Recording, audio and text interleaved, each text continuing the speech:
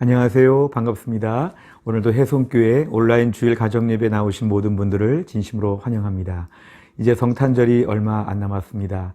우리 예수님의 이 땅에 오심을 함께 축하하며 기다리며 감사하며 우리가 오늘 예배를 같이 준비하도록 하겠습니다. 오늘 안쪽에 순서지를 보시면 가족들의 동의와 사랑의 초대입니다. 모두가 다 기쁘게 예배에 참석하기로 동의하십니까? 예, 감사합니다. 우리 찬송가 109장 찬양 드리겠습니다. 고요한 밤, 거룩한 밤, 어둠에 묻힌 밤, 주의 부모 앉아서 감사 기도 드릴 때 아기 잘도 잔다. 아기 잘도 잔다. 고요한 밤, 거룩한 밤, 영광이 돌린 밤, 천군 천사 나타나 기뻐 노래 불렀네. 구준하셨도다.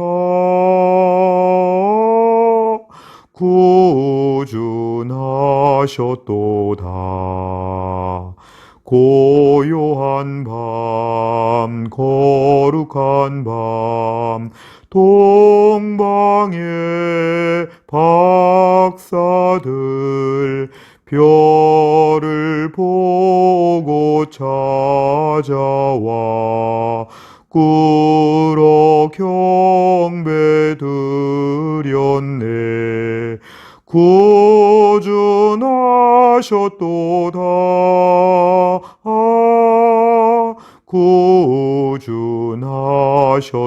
구준하셨도다. 고요한 밤, 거룩한 밤, 주 예수 나신 밤, 그의 얼굴 광채가 세상 빛이 되었네. 구준하셨도다.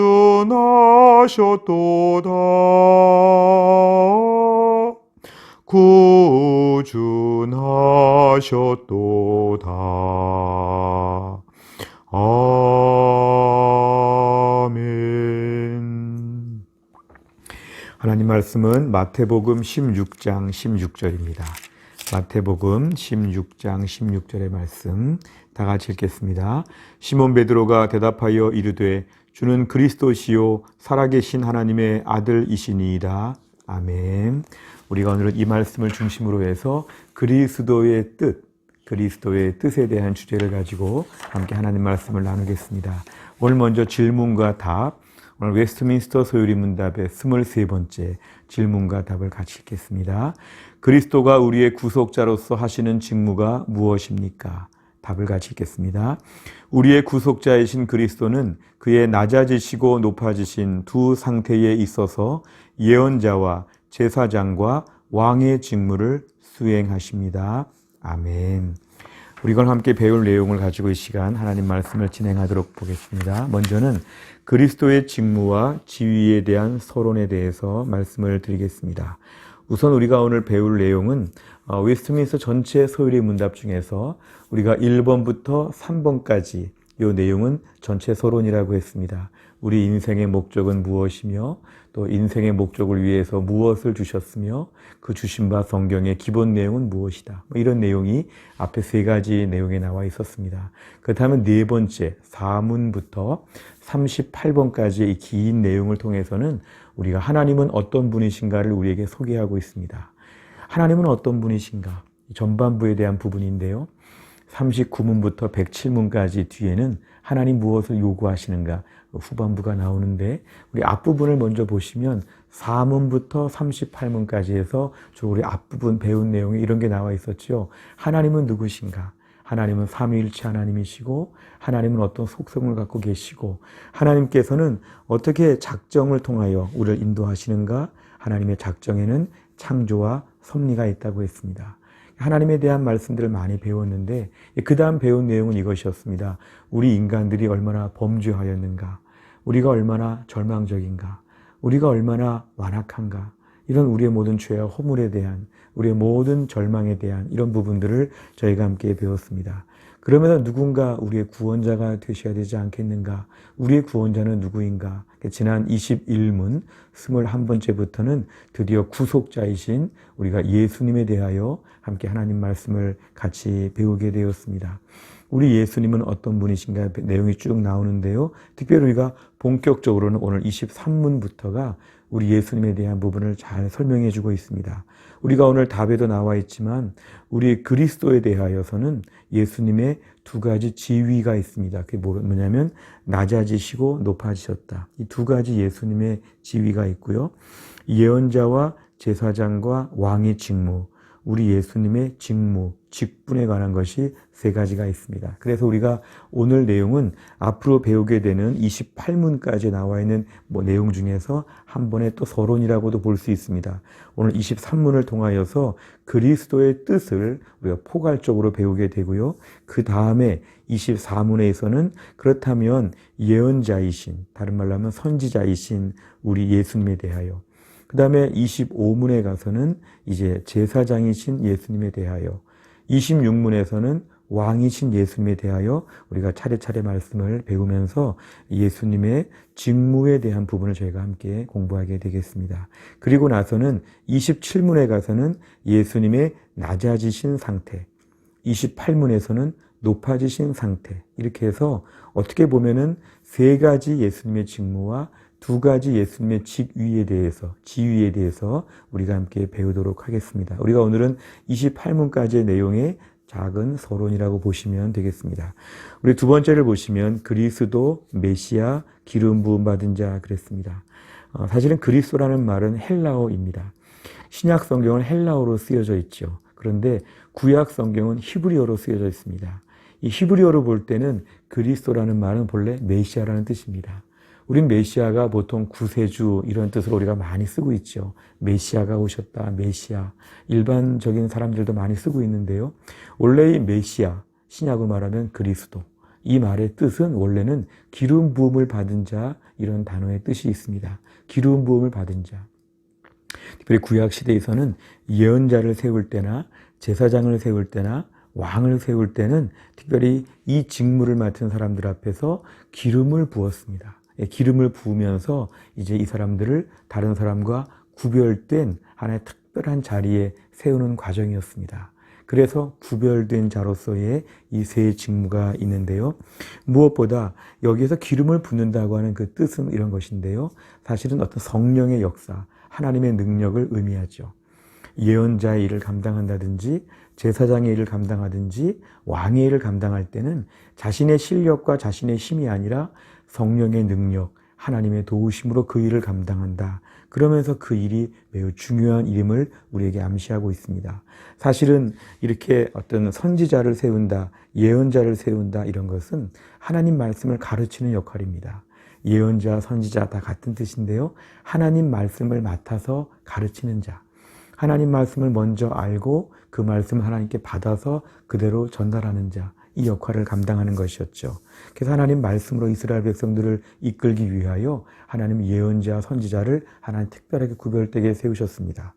또 하나님은 이스라엘 백성들의 죄에 대한 문제, 그래서 제사를 가르치시면서 오제사, 5가지 제사를 가르치시면서 제사장을 통해 그 일을 감당하게 하셨죠. 그러니까 제사장은 제사의 업무를 주관하는데 제사에 있어서는 우리의 죄의 문제를 다루시고 죄로부터의 정결함, 또 하나님과 백성 사이에서 중간에 서서 중보자 역할을 감당하는 제사장. 그 사람은 매우 특별한 자리에 있기 때문에 기름을 부어 구별되게 세우셨다는 그런 뜻입니다. 무엇보다 왕이라고 하는 것은 일반적인 이방 나라의 왕들과 달리 하나님의 백성들을 하나님의 말씀으로 지키고 보호하는 매우 특별한 자리였습니다. 그러니까 왕으로서 군림하고 자기가 왕으로서의 모든 지위를 누린다기보다는 하나님이 구별되게 세우신 심부름꾼 이런 것이죠. 그래서 오늘 왕이라고 하는 것도 하나님께서 하나님의 백성들을 맡기셔서 통치하는, 그러니까 매우 특별한 사람이었기 때문에 기름을 부어서 우리가 왕으로 세우는 것들을 볼 수 있습니다. 무엇보다 구약시대에 이렇게 예언자, 그 다음에 제사장, 왕은 모두 인간적으로는 다 허물이 있고 부족할 수 있었지만 기름을 붓고 하나님께서 특별히 세우셔서 그 일을 감당하게 하셨죠. 그런데 우리 예수님께서는 예언자와 제사장과 왕의 이 독특한 모든 사역을 혼자서 다 완벽하게 감당하셨다는 것, 이것이 바로 그리스도의 의미입니다. 우리가 예수님을 보통 그리스도라고 하죠. 예수님이라는 그 말의 의미는 본래 이름, 고유명사 같은 것이라면 그리스도는 예수님의 사역을 가르치는, 지칭하는 것입니다. 그래서 예수님이 그리스도가 되신다. 예수님께서 우리의 삶 가운데 예언자와 제사장과 왕으로서의 역할을 통해서 우리와 함께 하신다는 그런 뜻입니다. 우리 마지막으로 보면 그리스도라고 되어 있는데요. 그리스도. 이 그리스도라고 하는 것에서 가장 첫 번째는 우선 예언자의 그런 의미가 있습니다. 예언자. 이 예언자라는 것은 결국 하나님 말씀을 대신 전달하는 자입니다. 그러니까 자기 말을 하는 게 아니라 하나님 말씀을 전달하는 것입니다. 그러니까 하나님의 말씀을 그대로 받아들이는 게 필요하죠. 히브리어로 말하면요. 코 아마르 야훼 이렇게 하고 말을 시작합니다. 하나님이 이같이 말씀하십니다. 이러면서 쭉 말씀을 전하는 것이죠.